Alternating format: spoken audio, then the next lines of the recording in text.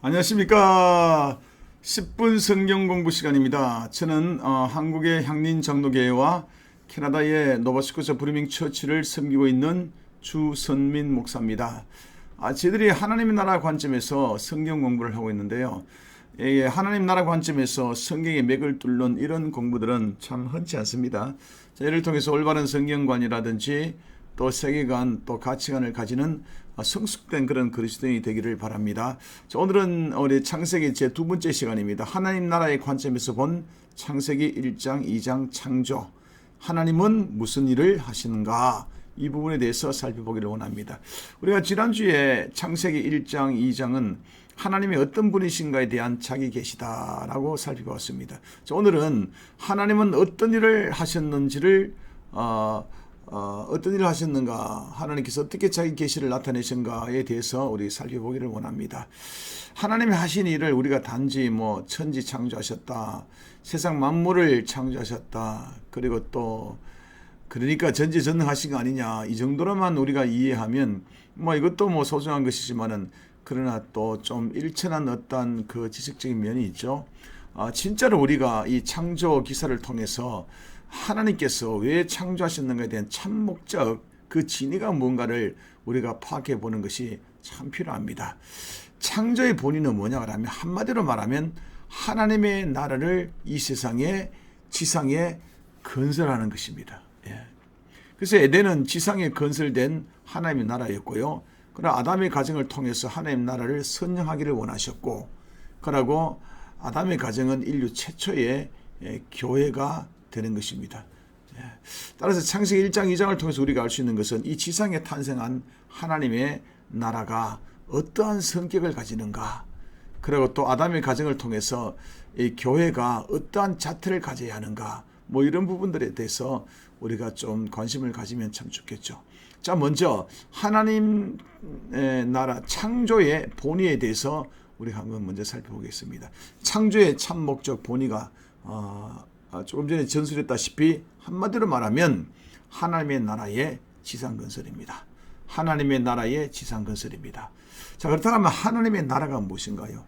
포괄적으로 말하면 하나님의 나라는 단순합니다. 하나님이 다스리는 나라, 하나님이 통치하시는 나라를 우리는 하나님의 나라다, 그렇게 이야기하는 것입니다. 에덴 동산에는 다스리시는 분이 계셨고, 다스림 받는 사람이 있었고, 다스리는 법이 있었어요. 이게 순종의 법이에요. 자, 다스리는 분 하나님, 다스리는 사람, 받는 사람, 그리고 다스리는 법이 있다. 하나님이 다스리시니까 하나님의 나라다, 이렇게 되는 것입니다. 이렇게 그 창세기의 창조 기사를 통해서 하나님께서 이 세상을 창조하신 그 뜻은 뭐냐 하면, 여러분, 하나님의 나라를 이 지상에 세우기 위함이다. 하나님 나라의 건설이다. 이렇게 이해하시면 되겠습니다. 자, 그렇다면 창세기 1장, 2장을 통해서 하나님 나라의 성격이 무엇인가 우리가 살펴봐야 되겠는데, 이게 참 중요한 것은 우리도 성전이고 하나님의 나라고, 우리 가정도 하나님의 나라고, 우리 교회도 하나님의 나라가 아니겠어요? 그러면 우리들 나 가정이나 우리 교회에 이러한 성격들이 발휘가 되어야 된단 말이에요. 그래서 하나님 나라 성격이 어떤 것인가 구체적으로 살펴보면서 이러한 성격들이 발휘되도록 우리가 애를 쓰고 노력하면 참 좋겠습니다. 첫 번째 뭐냐 하면 죄가 없는 나라입니다. 하나님께서 다 만드시고 난 이에 어떻게 평가합니까? 심히 좋았더라.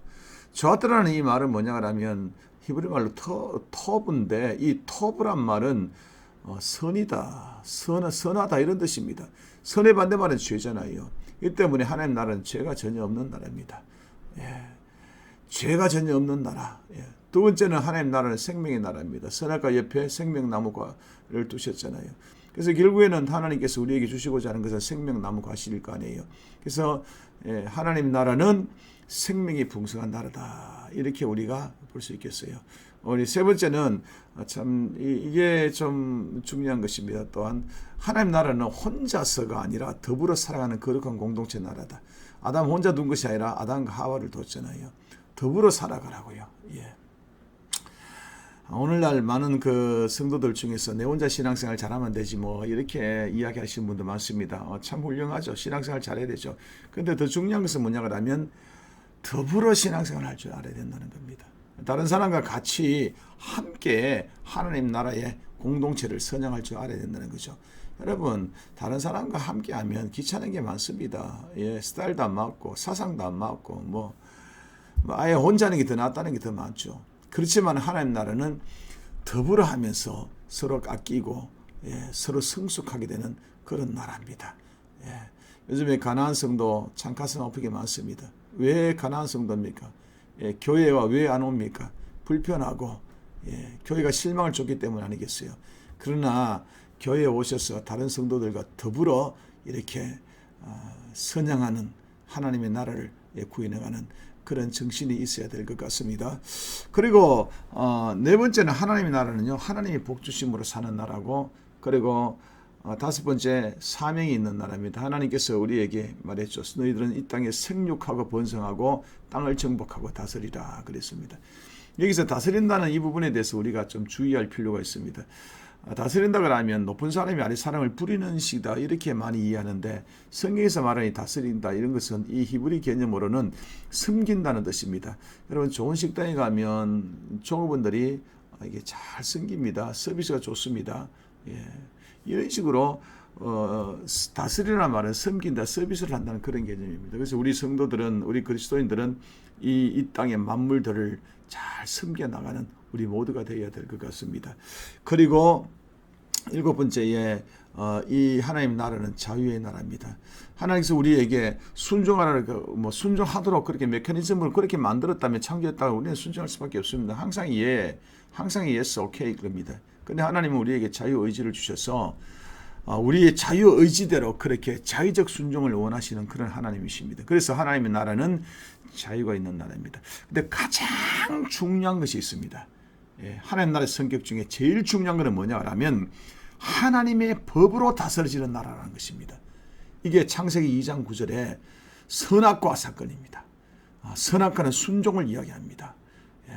하나님의 나라의 가장 큰 법은 순종하는 것입니다. 말씀의 계명에 하나님께 순종하는 것이 하나님 나라의 가장 큰 성격입니다. 자, 선악과가 나온 김에요, 선악과 이야기 잠깐 하고 마칠까 합니다. 여러분, 선악과 어떻게 생각하세요? 디딤돌 같아요, 걸림돌 같아요? 많은 사람들이 선악과를 이야기하면서 하나님께서 전지전능하시고 다 아실 테고 사람이 연약함을 아실 텐데 왜 선악과를 만들어 사람이 죄에 빠지게 만들어 타락하고 고생하게 만들었느냐, 뭐 이런 식으로 하나님께 책임을 일부를 돌리는 과격한 자들도 있는데, 근데 이런 의미가 아닙니다. 선악과는요, 하나님의 임재의 상징입니다. 하나님께서 아담에게 이런 사명을 주셨어요. 동물들에게 이름을 지어라. 여러분, 이름 짓는 것이 보통 일입니까? 네이밍하는 것이요.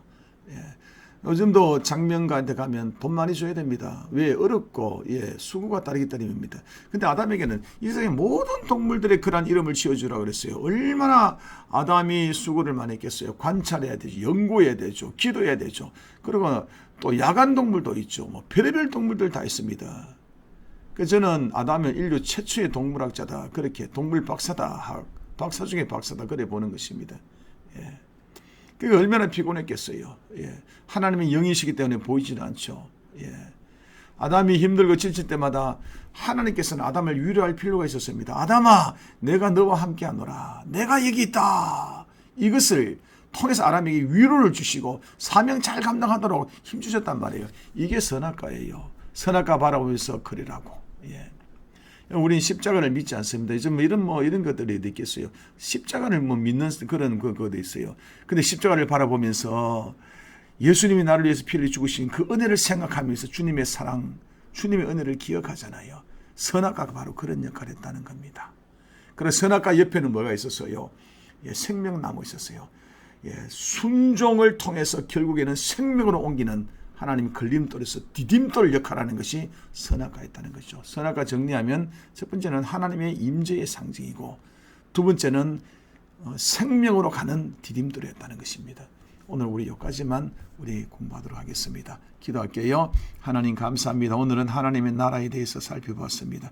우리 가운데 하나님 나라의 성격이 온전히 이루어지게 하여 주옵소서. 순종의 성격이 이루어지게 하옵소서. 예수님 이름으로 기도드렸습니다. 아멘.